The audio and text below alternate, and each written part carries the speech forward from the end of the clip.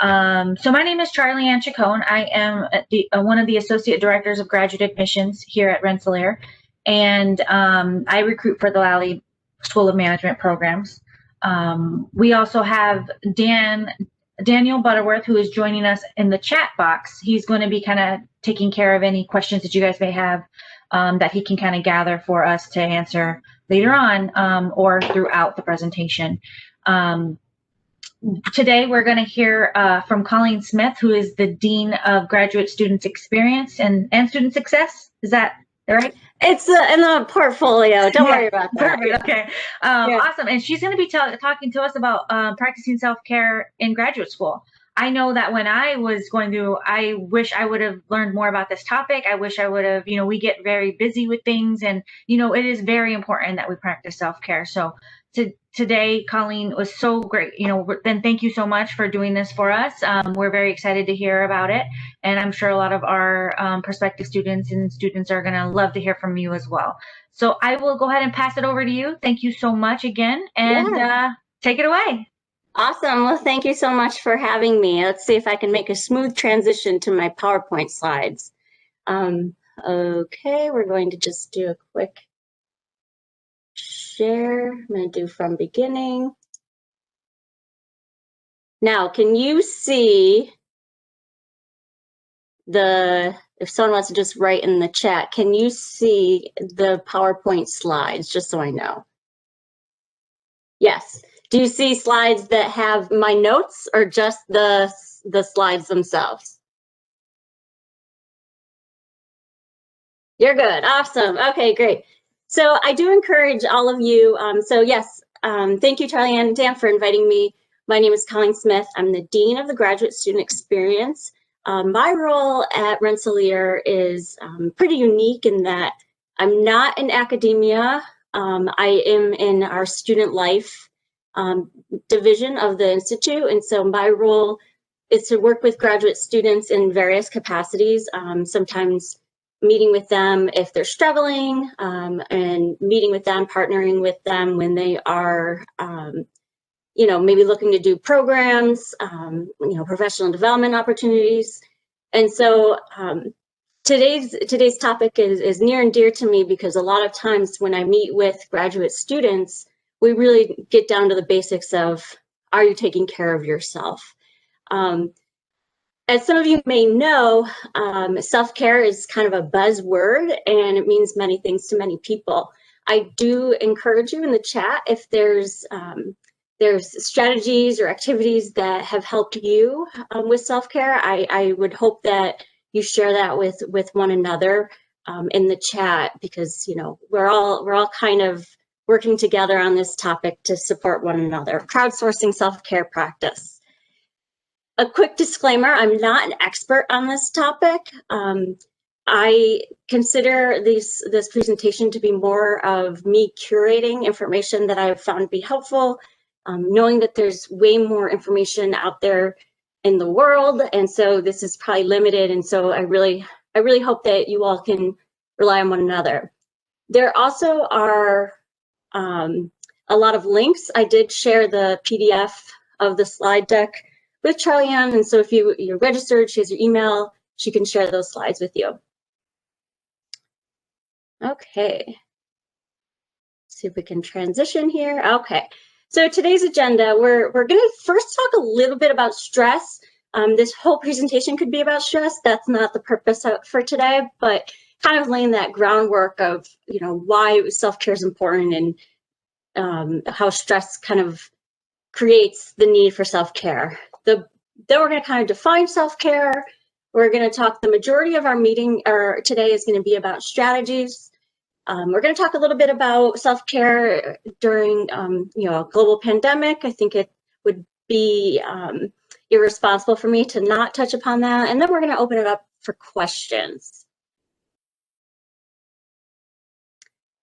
So like I said, so stress is interesting. So we do all experience stress.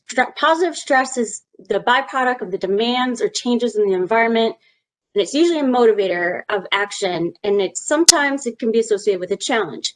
Stress can be helpful, it can be healthy, it keeps us on alert. You know, Kelly McGonigal, I think that's how you say her name. She's an expert in the new science of stress. And at the end of this presentation, I have a link to her TED Talk, where she really talks about how stress can be your friend.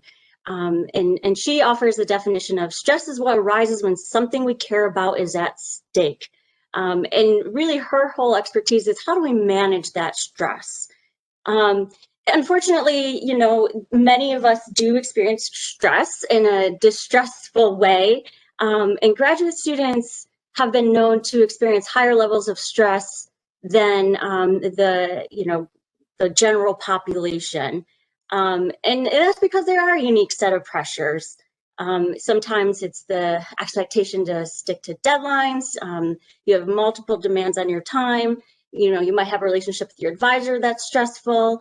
There's a lot going on, and stress can lead to burnout. Some people think that anxiety and stress are the same, and they're really not.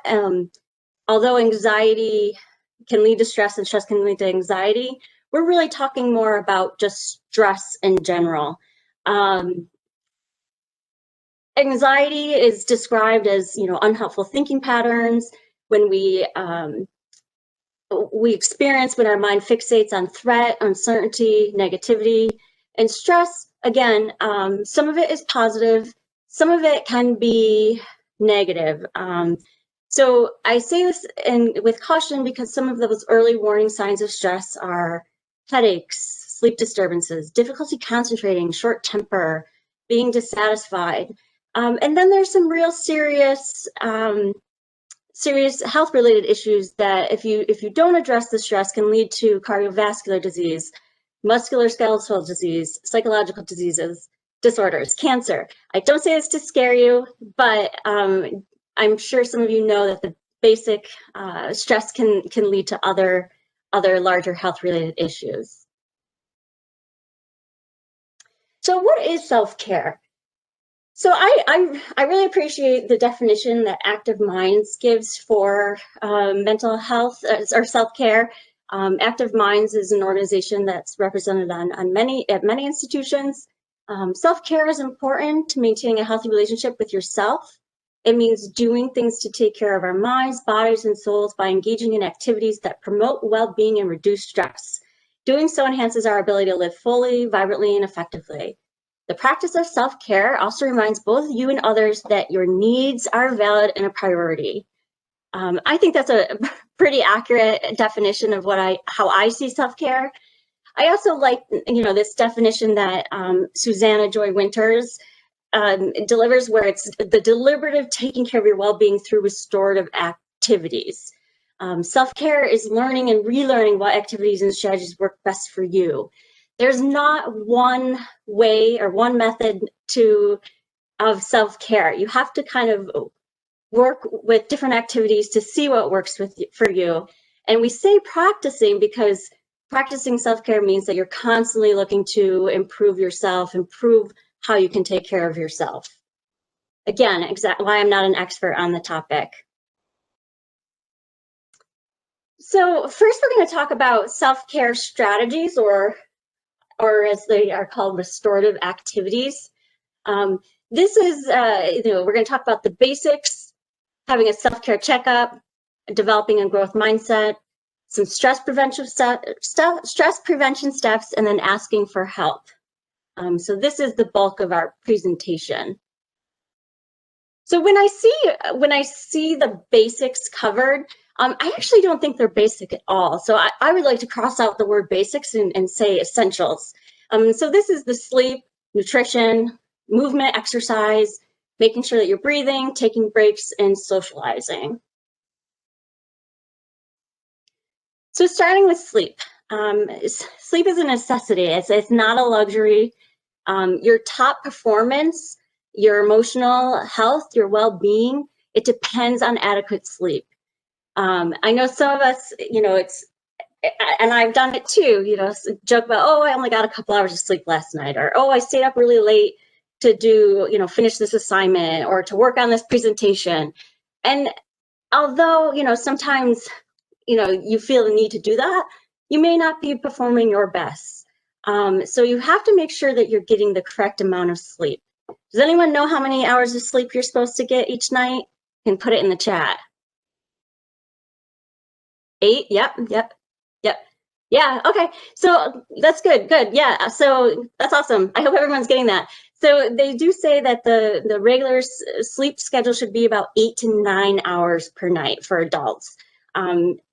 Yeah, so 7, yep. So everyone's kind of in that range. Now, whether or not you do that, it's one of those, yes, I know I'm supposed to get this amount of sleep, but I don't. So how do you do that? Some of that not accounts, right, yep. And so, so setting a regular sleep schedule, trying to go to sleep at the same time every night and waking up at the same time every morning. You want to strive for a regular bedtime and rising time, restricting and avoiding caffeine, nicotine, alcohol, stimulant drugs, creating an environment where sleep happens. Making sure that you have rituals that help you relax and wind down. I'm sure some of you have heard, don't avoid screen time 30 to 60 minutes before bed. I'm notorious for having my phone next to me before I fall asleep. Well, that's not exactly helpful for me, and I'm missing out on sleep. Naps, which I don't have on here, but naps are, there's nothing wrong with naps. 20 to 30 minutes in the afternoon is probably okay. Also, when you're thinking about exercise, you don't want to exercise too close to, your bedtime. Also, some people really are believers in that your bed is for sleep, not for studying, not for doing academic work. But considering these, times, especially if space is an issue, sometimes you might have to work there because you're working mostly from home or remotely in the space where you live. The other thing is, don't dwell on worries and frustrations. That's really hard to do when you're going to sleep. Can you exclude weekends for regular sleep schedules? I wouldn't. I think that's probably, it depends on the person.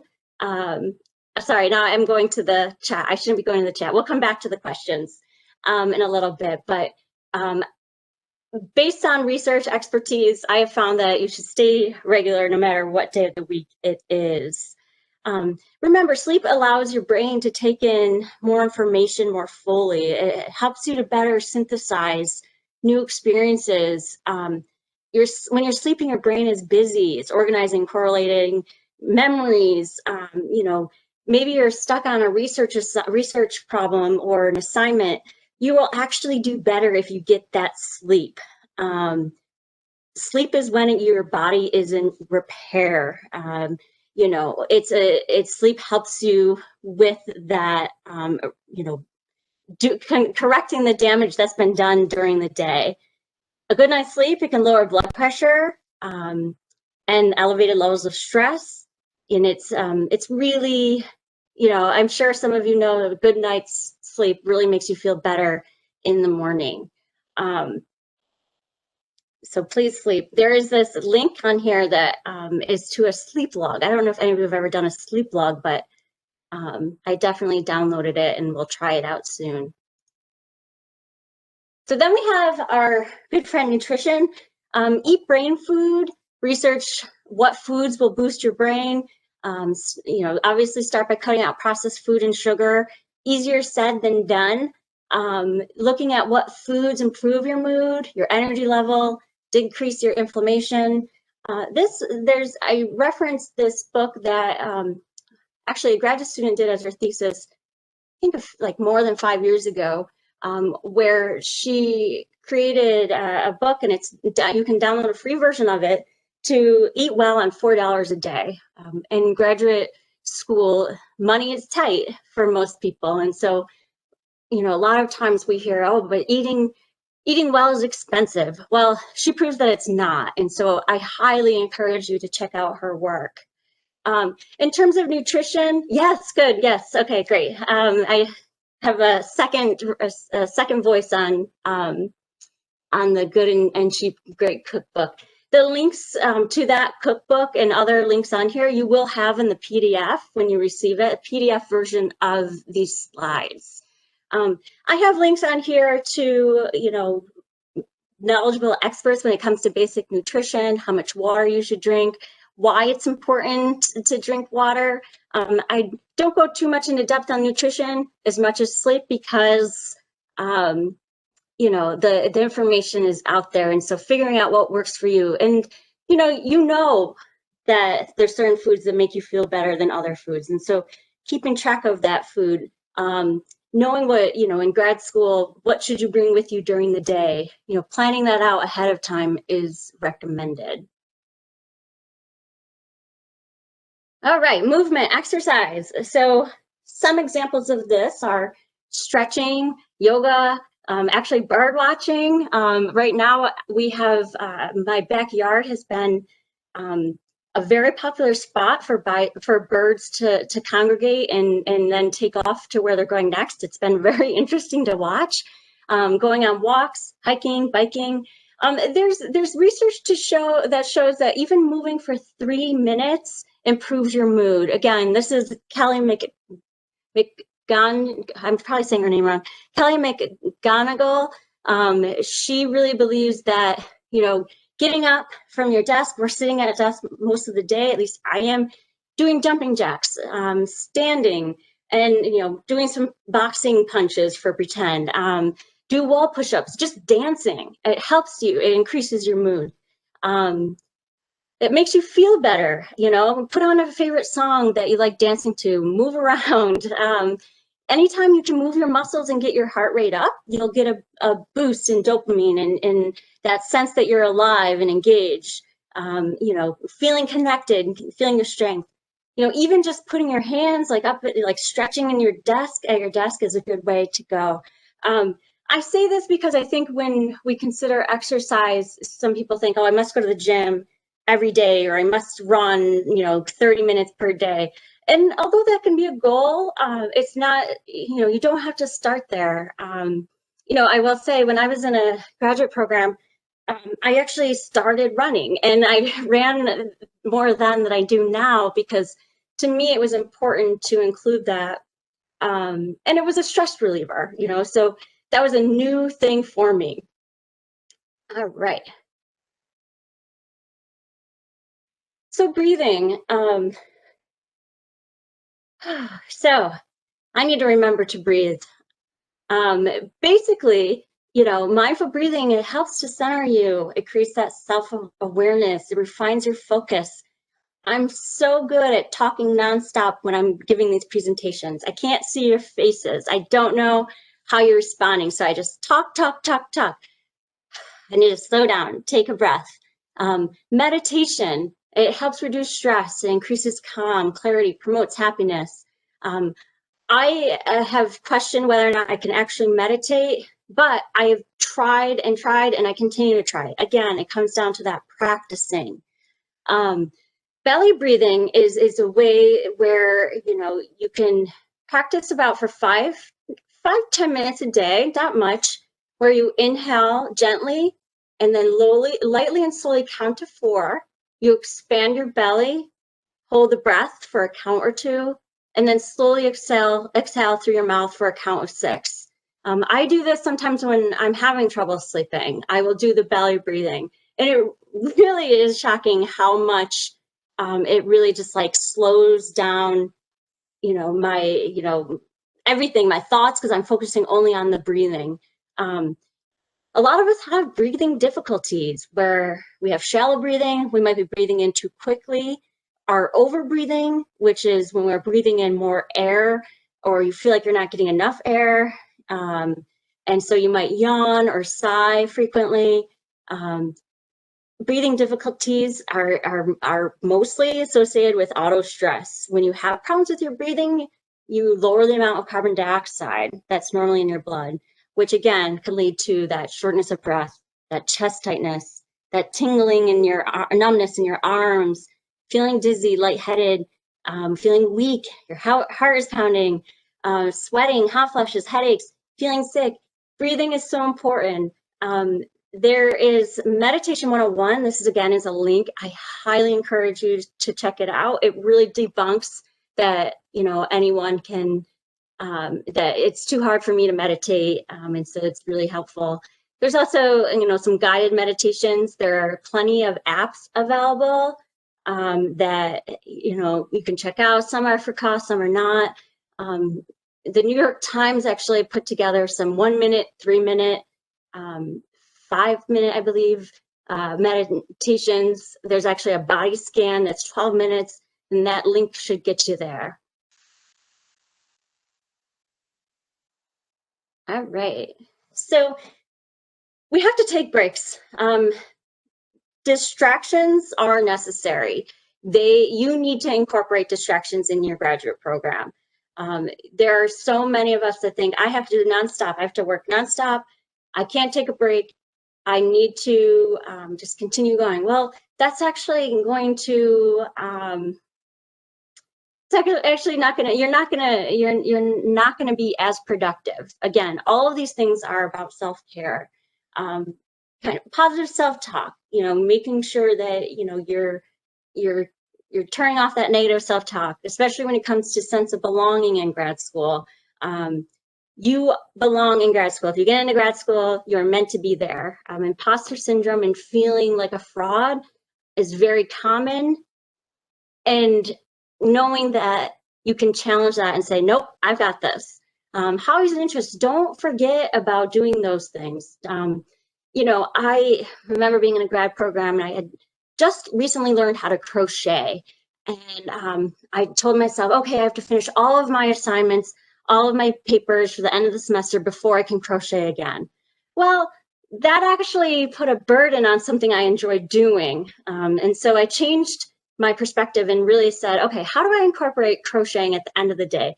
I don't need to spend all my time on social media. I don't need to be, constantly, looking at my phone. Maybe I can watch something and still crochet. And so I've continued to do that. Kind of looking at what makes you happy. How do you continue to have that in your life? Don't dismiss that when you're in grad school. Don't turn off what makes you happy. There's a lot of research to show that gratitude journals are really helpful and they improve your overall well-being. There's a lot of reading that happens in grad school, but again, reading for pleasure. Maybe taking a break, giving your eyes a break, and listening to audiobooks is a way to go. There are several libraries that offer audiobooks to borrow, and so you don't have to buy audiobooks nonstop.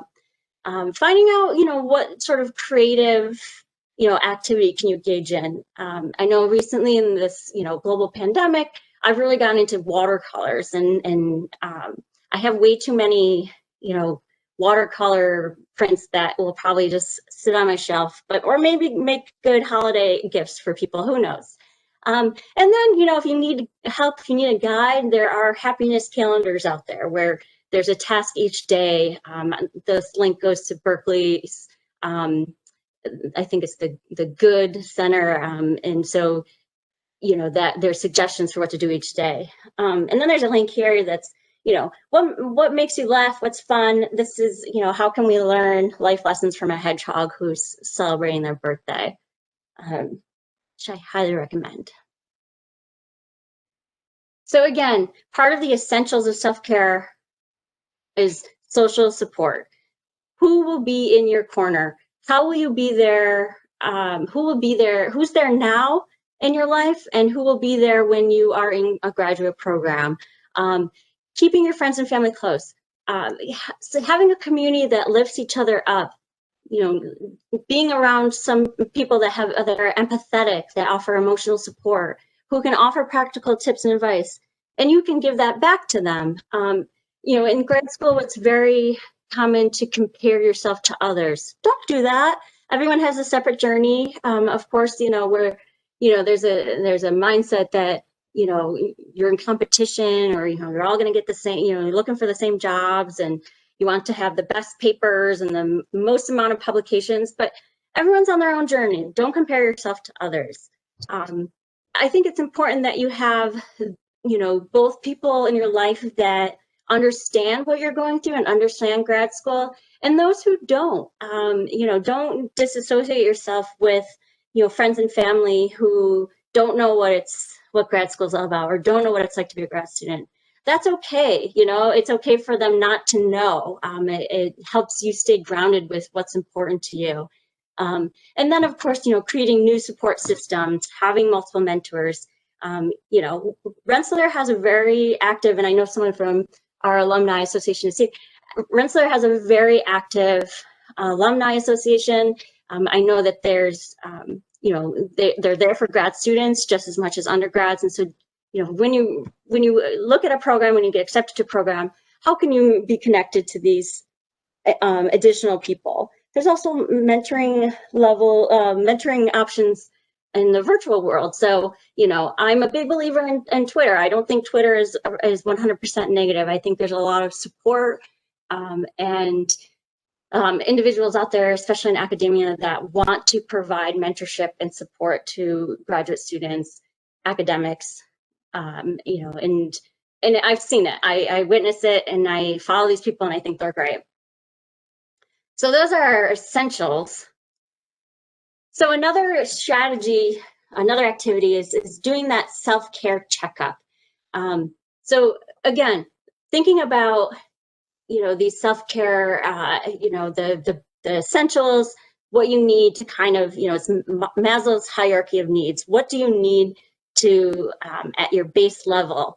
The self-care checkup is really an opportunity for you to kind of look at different aspects, including emotional, physical, social, professional, spiritual, and kind of assessing where you are with them.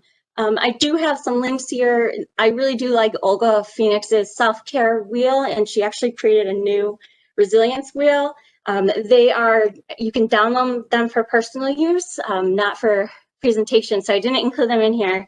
There's also, self-care checklists. I know Healthline provides one. Also, Positive Psychology has worksheets where you can actually check off, I'm doing this well, I need to do better at this.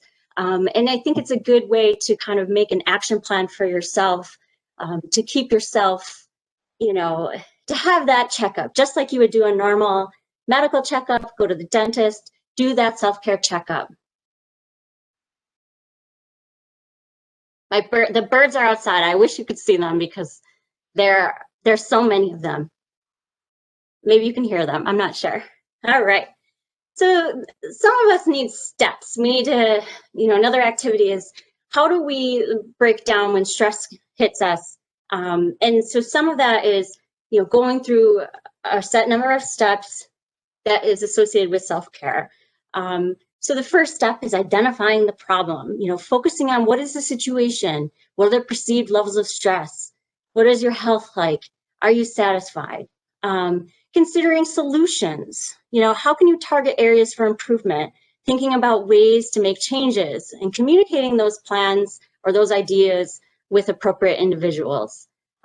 Setting realistic goals for yourself, setting goals that are beyond your control or unattainable can be demotivating, and it actually can increase your level of stress. Then there's the time management strategies. I would say that graduate students struggle with time management. I mean, a lot of people do, but how do you schedule all of the things you need to do? And that includes self-care, making sure that including self-care as a scheduled activity that you're doing. Scheduling in your sleep, scheduling in when you're going to eat, when you're going to take care of yourself, when you're going to shower. All of that, really helps kind of just stay, stress-free or reduce stress. Avoid extreme reactions. Try to be measured with your responses. Consider all the information before, regarding a particular topic before making any judgment. Again, exercise. This is going to be repeated throughout. Walking, running, doing what you need to do to just lower the stress, to prevent the stress. And then, of course, positive thinking. Focus on what's going right. Don't accept all the negativity. Talk back to that negativity. So we're not spending a lot of time on the growth mindset. If you're familiar with this practice, and I definitely recommend clicking the link on the Mindset Works. But 5 skills to practice for you to practice to help develop a growth mindset. So this is not looking at everything negatively. It's about how we interpret and respond to situations. When we're fixed, and we have a fixed mindset, we're on one side of everything. We don't really always see what's on the other side. A fixed mindset is when you're focused on being perfect. You're afraid of change. You believe that abilities are innate; they're set in place. While a person on a growth mindset is constantly learning. They're willing to try new things. They believe that abilities are malleable. A person with a fixed mindset might think, I'm not as good as my peers. I'm just going to quit. I don't belong here. Whereas a person with a growth mindset will think, I'm going to figure out what my peers are doing differently and try that. So 5 skills. This is coming from a presentation that a mental health program director at Cornell did, and it's starting with 1, be deliberate, commit to learning skills through continued practice, be vulnerable, approach a situation with the mindset of getting better rather than looking good, go all in, put in the time and effort, keep a loose grip attitude, don't be too attached to the outcome, and then create a mistake opportunity ritual. Use a physical gesture like a deep breath to rethink a situation and focus on more constructive thoughts. Asking for help. So again, one of the strategies of self-care is knowing that you are not alone. You might need to include professionals in your self-care practice, and that's more than okay. And in fact, it's encouraged. Graduate students, all people in my opinion, but graduate students should take advantage of mental health counseling therapy. When you're in a graduate program, what services, what resources are provided to graduate students? Typically, there's counselors available. Sometimes they might have limits on how many times you can see them. But look into that. How do you get referred? If you're moving to a new part of the world and, there's, how do you get connected to the counselors in the area, therapists in the area? There's no stigma attached to seeing a therapist, a counselor in graduate school. It actually will help your self-care. Just some links here. I know I have a few national links, and then the Global Mental Health is a good resource that John Hopkins put together that looks at different resources around the globe, because I know we do have lots of folks here that are representing many parts of the world. So like I said, so self-care during COVID-19, I think we've all been challenged in ways that we're constantly challenged with it, we're constantly thinking about, how do we take care of ourselves when there's this global pandemic, there's uncertainty. Again, Cornell has a lot of really good information, and I think that's important. Rensselaer does too, don't get me wrong, but I definitely borrowed some of the presentations from Cornell, and one of them is, they talked to supporting yourself and trainees during the pandemic, and they made that available to everyone. And so the 3 kind of big points that they share, I've also found in some of these workbooks that I included down here. These workbooks have been my go-to guides the last 8 or 9 months. There's a lot of really good information in there. The first is really just learning to control what you can control. Spending limited energy, focusing time on things within your control is an integral part of managing that stress and anxiety. And that includes creating and following daily routines. Do at least something each day that helps you feel calm. Do something that helps you feel productive. Talk to others, volunteer, help someone else. Know that this will pass, although it's definitely difficult. Hopefully we'll get out of this. And then there's focusing your thoughts and challenges on those negative thoughts. So similar to what I mentioned earlier, the HATS method is H is step 1, and that is hear your negative self-talk inner critic. And then step 2, appreciate that you have a choice. And, yes, acknowledge that, yep, you hear that negative talk. Then step 3 is talk back to that negative voice in your head. And then 4 is seek help and access resources. And then there's be realistic, be aware of realistic expectations. Knowing that everyone is struggling in some way. You know, some people are facing extreme medical, physical, emotional challenges. You know, you're going to have multiple conflicting demands on your time and attention that, you know, cannot be met as you would like. And I'm sure some of you are experiencing that now. It's amazing how during a global pandemic, we recenter self-care and how to take care of ourselves, but there's a lot of really good information out there. Dr. Ayers has a lot of really awesome infographics. I know it's a little small on this slide, but again, you will be able to click on it or visit her on Twitter. But she does a lot with mental health and academia. And she, you know, has some suggestions on how to be kind to yourself, you know, during COVID-19 times. And again, I cannot stress these workbooks here enough. So I kind of gave a snapshot. Again, I did not cover everything. There are additional resources available. This is, again, it's not everything. You will receive a copy of these presentation slides. If for any reason you have troubles accessing any of the information, please do not hesitate to email me. And then we're going to turn it over to questions. And then any other thoughts that you might have. I'm going to return. I'm going to stop sharing. Okay. So just going back a little to see if there's questions I missed. Hi, Colleen. This is Dan. Hi. So I've been compiling them as they've been coming in. Awesome. So the first that we have here is, what should you do if a problem is bothering you and you can't sleep? Have you found that despite that worry, if you can get sleep, when you wake up, you find a solution, you find that you have the solution?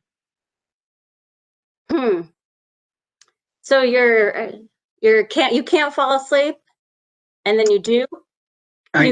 So there are two questions here. First, what should you do if a problem is bothering you and you can't sleep? So I have been told, and again, this is coming from one of our psychologists, Keith Anderson at Rensselaer. If you're not falling asleep within 5 to 10 minutes, you need to get up out of bed. And that's hard, but you're supposed to get up, read a book, distract yourself, and kind of avoid that problem. Another thing is, another suggestion I have found is that, again, I don't always practice these things, but to write your worries, your problems, what are you thinking about? Write it out, put it in a journal, put it in on your, whatever is next to your bed, nightstand, that's what I'm looking for. And then don't think about it, kind of release it, and then come back to it in the morning. We're always going to be thinking what we didn't get done at the end of the day. We're going to think about what problems we can't solve. And so, again, it's hard. It's hard to fall asleep, especially when you are constantly, going over problems. But getting up out of bed, I've heard, is supposed to work. And doing those breathing exercises, focusing on the breathing instead of, fixating on the problem. And what's the second part of the question, Dan? It was, have you found that despite the worry, if you can get to sleep, when you wake up, you find that you have the solution? I think this is excellent. I mean, yeah. I guess so is that a positive question in that, like, I think so. I think this is kind of the response to the previous. Yeah. Got it. Okay. Yeah. No, that's the magic that happens when you're sleeping and your brain repairs itself. Again, I am not a scientist. I'm a liberal arts person. Education is my focus, but I know there's magic happening up there when we're sleeping, and so that's awesome when there's a solution when you wake up. Yeah. What else we got? So there's a question about application fee waivers, and Charlie Ann and I can answer that. Awesome. Offline if folks. You can answer here too. It's. Well, so I'm not sure which department this is for, and I think it's not for our department, so we'll have to check. But is there a counselor on campus we can visit, or another that we can visit as part of our student health insurance? Yes, absolutely. So Rensselaer has a full-time psychiatrist, and the psychiatrist, helps with meds. That is an area we did not really cover today, but medication is a helpful strategy for several people that have higher levels of stress, anxiety, depression. And then we have, I believe, I'm thinking right off, I think there's 5 or 6 counselors. There are, you can schedule appointments. You can meet with counselors during the day. We also have a program where we have a counselor on call. And so even in the middle of the night, if you're struggling, maybe you're experiencing a panic attack, or you're not sleeping and you can't sleep and you need to sort out a problem or talk to someone, you can call our public safety and they connect you to a counselor on call. And so many graduate students have counselors that they meet with at Rensselaer. Some have might need a little bit more, and not saying that RPI can't offer that, but they might have someone they see in the area. With the health insurance, I know that if you have the health insurance that the graduate students are able to get at Rensselaer,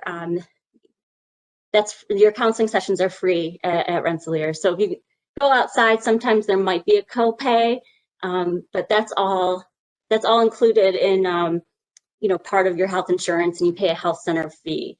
There's also, we have, in addition to the counseling center, we also have our health services, which are kind of combined. And so sometimes there are people that go to the health center because they're feeling those health-related symptoms. And so the health center may refer you to counseling, counseling may refer you to the health center. And then we also have a disability support services director who, maybe, you can consider working with them as well. But yes, counselors on campus that you can visit, of course. Great. The next question here is about the hiking and nature opportunities in and around Troy. Yeah. So if you're not familiar with upstate New York, I would say there are within a half an hour to an hour, there's amazing trails. The Adirondack Mountains are not far. The Catskill Mountains are not far. There's also mini hikes, mini trails that are probably closer to campus. We do have, again, this is when we're back to normal. We have a graduate outdoor recreation program, and so that's an opportunity for graduate students to gather, and we have some sponsored outdoor activities like hikes and like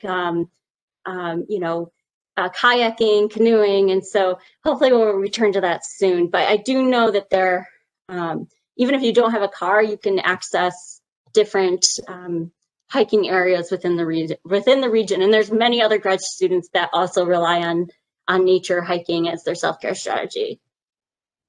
Yeah, that's a big one for me. Yeah. Where do you go, Dan? I spend a lot of time in the Adirondack Mountains. Yeah. Which are, not too far away from Troy. And there are also some really great bike trails throughout the capital region. Multi-use trails for biking, walking, running.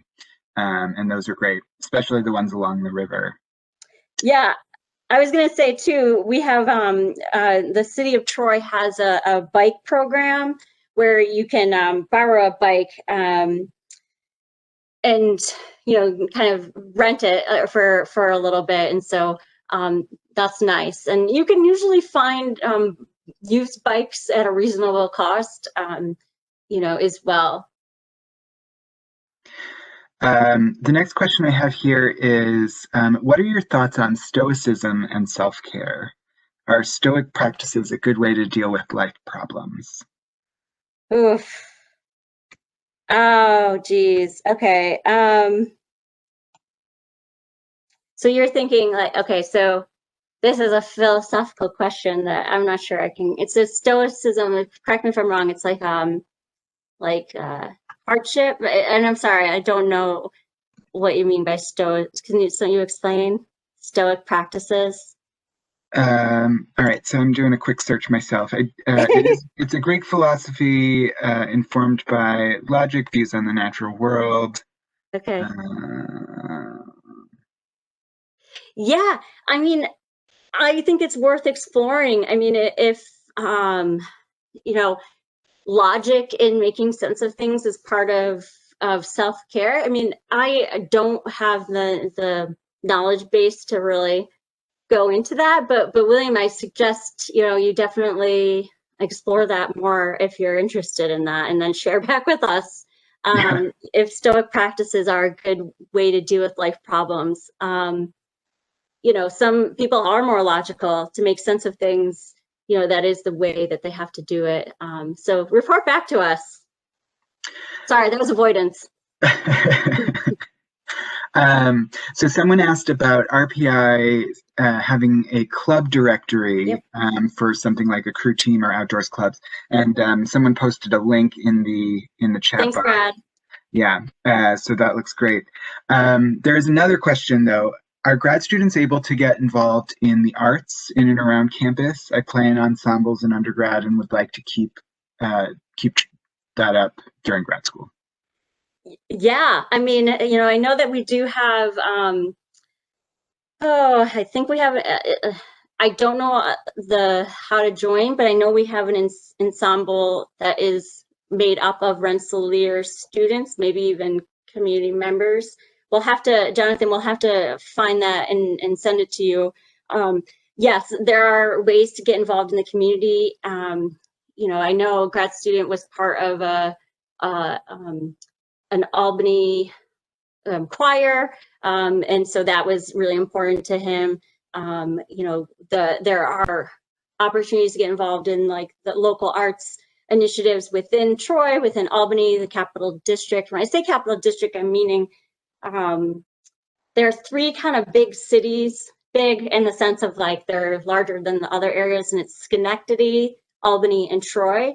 But there's even more area around that. And so there are lots of opportunities to get involved in the community. And I highly recommend keeping up with that if you can during grad school, for sure. The next here, we're getting to the last two. What recommendation will you give if someone has difficulty talking about what they're going through? Sometimes talking about it makes it seem more real than not. Yeah. You know, my recommendation is, you know, again, it doesn't work for everyone, but pretend you're talking to a friend. Pretend like it's not you. You know, what advice would you give your friend if they were having difficulty talking about something? What questions would you ask? You know, the denying what maybe is really happening builds up. And you know, sometimes with grad students, especially, they keep it all in, and then all of a sudden they are like they don't explode, but they're just like, I can't take it anymore. Where I think if you're kind of addressing the difficulty you're experiencing when it presents itself, whether it's pretending that you're talking to someone else or giving advice to someone else, or, you know, I don't know. And, you know, I'd have no problem if you created a hypothetical situation, you know, presented it to me and said, what advice should I give my friend? You know, so there's ways to kind of experience that. I think also knowing, one of the things that I stress is that all graduate students will struggle. Everyone thinks that everyone else has it all together, and that's just not true. You know, everyone feels like they don't belong. Everyone feels like, you know, oh, I should know this already. And that's definitely not true. So knowing that if you're having difficulty about something, someone else is too. I think that helps. Yeah, definitely. And then last at the moment, what do RPI grad students usually do to release stress? Yeah. So again, some of the things that we discussed, I know it's been challenging currently during a pandemic. I know we do have a fitness center that's been, temporarily closed, but we've been able to offer some virtual courses, online in terms of exercise, group activities. We have a very active graduate student council, and they host, currently right now they host weekly, they call it a grad hour. It's really an opportunity to socialize with others. It's like Thursdays at 6 p.m. And they have played games with one another. They bring in special guests. They just had a pumpkin competition, around Halloween, October, where they decorated pumpkins. There are some that, write, like they like to write for non-academic writing, and so they'll do that. Really, that it's a great question, and I highly recommend, like, when you're